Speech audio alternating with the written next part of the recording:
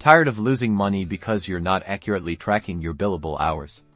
Let's dive into how to use Clockify's billing features to ensure you get paid for every minute you work. First, you'll want to set up your workspace. Navigate to Workspace Settings. Found on the left-hand side, click the General tab here.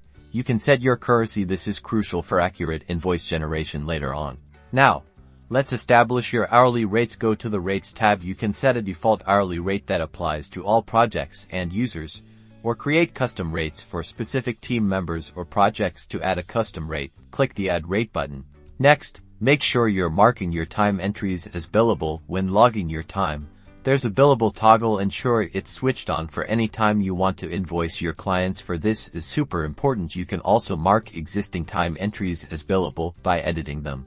Now for the magic creating your invoice, head over to the Reports section and choose the Detailed Report here.